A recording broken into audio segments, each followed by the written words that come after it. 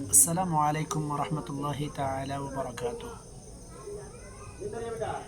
نحمده ونصلي على رسوله الكريم اما بعد فاعوذ باللہ من الشیطان الرجیم بسم اللہ الرحمن الرحیم۔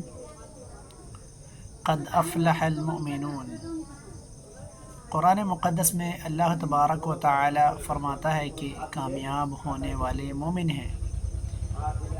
اس بات کو اللہ تبارک و تعالی نے فرما کر فوز و فلاح کا مدار ایمان کو قرار دیا، اور پھر کامیاب مومنین کے اوصاف ذکر کیے اللہ تبارک و تعالی نے۔ ایمان یقیناً اللہ رب العزت کی طرف سے ملنے والا ایک عظیم انعام ہے، لیکن ایمان کے ساتھ اس کے تقاضے بھی پورے کرنا بالکلیہ طور پر ضروری ہے ہر ایک مسلمان مومن کے لیے۔ سورہ مومنون کی ابتدائی آیات میں مومنین کی صفات اور ایمان کے تقاضوں کی تفصیل بیان کی گئی ہے۔ حضرت یزید بن بابنوس رضی اللہ تعالیٰ عنہ فرماتے ہیں کہ ہم نے ام المؤمنین سیدتنا عائشہ صدیقہ رضی اللہ تعالیٰ عنہا کی بارگاہ میں عرض کی، کیف کان خلق رسول اللہ صلی اللہ تعالیٰ علیہ وسلم، یعنی حضور نبی کریم صلی اللہ علیہ وسلم کے اخلاقی مبارکہ کیسے تھے؟ تو آپ نے فرمایا، یعنی حضرت عائشہ فرماتی ہے کہ کانا خلق رسول اللہ صلی اللہ علیہ وسلم القرآن، یعنی حضور نبی کریم صلی اللہ علیہ وسلم کے اخلاق مبارکہ جو ہے قرآن کریم کے مطابق تھے۔ پھر حضرت عائشہ صدیقہ رضی اللہ تعالی عنہا سورہ مومنون کی ابتدائی آیات جو 9 آیات ہے والذین هم علی صلاتہم یحافظون تک تلاوت فرمائی، اور فرمایا کہ حضور صلی اللہ علیہ وسلم کے اخلاق جو ہیں وہ ایسے تھے، یعنی سورہ مومنین کی 9 آیاتوں کو تلاوت کرنے کے بعد حضرت عائشہ فرماتی کہ حضور کے اخلاق اس طرح تھے جس طرح اللہ نے سورہ مومنین کی ان آیات میں ذکر کیا ہے۔ اور اس حدیث پاک کو حضرت امام نسائی نے اپنی کتاب سنن النسائی میں جلد نمبر 1 صفحہ نمبر 193 میں ذکر کیا ہے۔ ہمیں حضور صلی اللہ علیہ وسلم کے اسوہ حسنہ کی اتباع کا حکم دیا گیا ہے۔ خود اللہ تبارک و تعالی قرآن مجید میں ارشاد فرماتا ہے سورۃ الاحزاب میں آیت نمبر 31 میں کہ لقد کان لکم فی رسول اللہ اسوۃ حسنہ، بے شک تمہیں رسول اللہ کی پیروی بہتر ہے، تمہارے لیے اللہ کے رسول کی اتباع میں ہم نے نمونہ رکھا ہے، اللہ تبارک و تعالی فرماتا ہے۔ لہذا مومن کے لیے ضروری ہے کہ وہ ان صفات کو اختیار کرے۔ سورہ مومنون کی وہ ابتدائی آیات جو ہیں جیسے قد افلح المؤمنون الذین هم فی صلاتہم خاشعون، اس طرح جو 9 آیات ہے، ابتدائی جو آیات ہے اس میں مومنین کی صفات کا ذکر کیا گیا ہے۔ لہٰذا مومنین کو چاہیے کہ ان صفات کی پیروی کرے، ان صفات کو جس طرح اللہ تبارک و تعالیٰ نے بیان کیا ہے اس کے طور پر چلے۔ اللہ کے پیارے حبیب صلی اللہ علیہ وسلم کی زندگی کے طرز عمل کو اختیار کرے کہ آقا نبی کریم صلی اللہ علیہ وسلم اپنی زندگی میں اعمال کس طرح کام کیا کرتے تھے، کس طرح نمازیں ادا کیا کرتے تھے، ساری چیزوں کو دیکھنا ہے، دیکھنے کے بعد جو ہے ان چیزوں پر عمل کرنی ہے۔ اور اسی چیز کو تو حضرت عائشہ بھی فرماتی ہے، حدیث پاک میں حضرت عائشہ کہتی ہے سورہ مومنین کی 9 آیات کی شروع کی 9 آیات کو پڑھتی ہے، پھر اس کے بعد فرماتی ہے کہ نبی کریم صلی اللہ علیہ وسلم کے اخلاق اس طرح تھے۔ جب ساری چیزیں ہمارے سامنے واضح ہے، عیاں ہیں، ظاہر ہیں، تو پھر عمل کرنے میں دقت کیا ہے؟ ہم عمل کرتے کیوں نہیں ہیں؟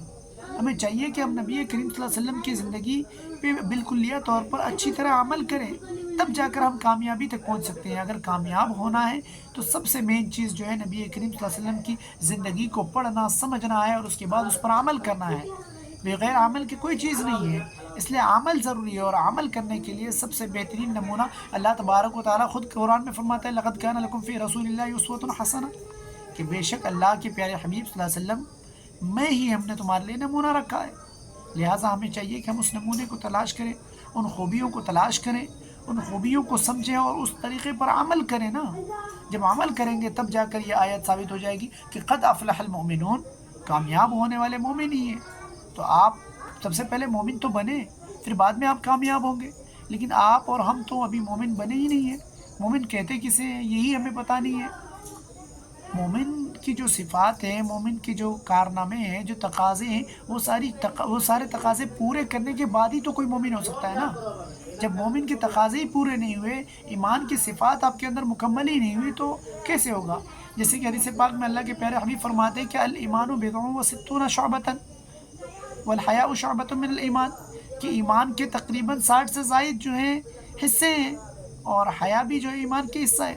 تو اس طرح 60 حصے ہمارے نبی نے حدیث پاک میں فرمایا، تقریباً 60 سے زیادہ۔ لیکن آج ہمارے اندر ایک بھی موجود نہیں ہے.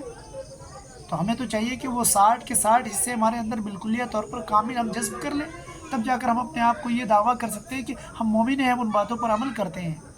نہیں تو اس کے علاوہ ہم کیسے کر سکتے ہیں؟ بالکلیہ طور پر ہم یہ دعویٰ نہیں کر سکتے ہیں. کسی بھی دعویٰ مدعی کے لیے ضروری ہے، یعنی دعویٰ کرنے والے کے لیے ضروری ہے کہ وہ دعوے کے اوپر کھڑا اترے اور دلیل پیش کرے. آپ کے پاس کیا دلیل ہے؟ آپ تو نام نہاد کے کہتے ہیں ہم مومن ہیں، مسلمان ہیں. آپ کے پاس تو کوئی دلیل بھی نہیں ہے کہ آپ مومن کیوں ہیں.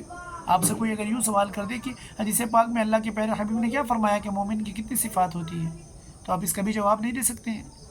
تو لہٰذا ہمیں چاہیے کہ ہم اچھی طرح مطالعہ کریں، پڑھیں، اس کے بعد جو ہے ان باتوں پر عمل کریں، پھر اپنی زندگی کے طرز عمل کو بالکل طور پر چینج کریں اور اس طریقے پر چلیں کہ جس طرح لوگ دیکھنے کے بعد بالکل ہمارے طریقے پر آنے کی کوشش کریں، خواہش کریں کہ کاش یہ ہمارا مذہب ہوتا، کاش ہم اس پہ کیوں نہ آ جائیں. ہمارے زندگی کے عمل کو دیکھنے کے بعد لوگوں کو ایسا لگنا چاہیے کہ اسلام ہی برحق مذہب ہے.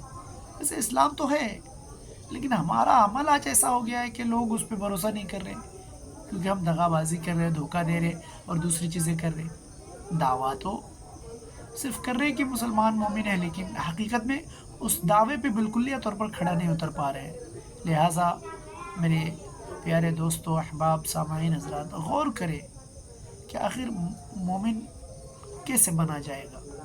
مومن بننے کی جو ہے صحیح کوشش کرنی پڑے گی ہمیں. جب تک صحیح کوشش نہیں کریں گے تب تک جو ہے صرف آپ نام نہاد کے مومن رہ جائیں گے.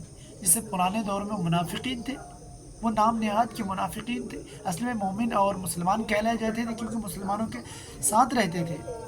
لیکن جب ان کی اصلیت ظاہر ہو گئی تو کیا ہوا؟ لیکن آپ یہ نہ سوچیں کہ آپ کی اصلیت ظاہر نہیں ہوگی. آج نہیں، کل بروز محشر اللہ کے سامنے تو کوئی بھی شے چھپ نہیں سکتی. اللہ کے سامنے ہر ایک انسان کو بے پردہ ہونا پڑے گا کہ اس نے کیا کیا دل میں چھپا رکھا ہے، کیا کیا ساری چیزیں، سب اللہ جانتا ہے. لیکن اللہ ان ساری چیزوں کو جب ریلیز کرے گا تو محشر کے میدان میں کرے گا، اور تب آپ کا کیا حال ہوگا؟ اب تک تو چھپا رہے ہیں آپ. لہٰذا ہے میرے بھائیوں، میرے دوستوں، غور و فکر کریں کہ آخر مومن کسے کہتے ہیں، مومن بنا کیسے جائے. اللہ تبارک و تعالیٰ کی بارگاہ میں دعا ہے کہ اللہ تبارک و تعالیٰ آپ کو، ہم کو مومن بننے کی اور مومن کے اوصاف پر عمل کرنے کی توفیق و رفیق عطا فرمائے. وآخر دعوانا الحمدللہ رب العالمین. السلام علیکم ورحمۃ اللہ تعالی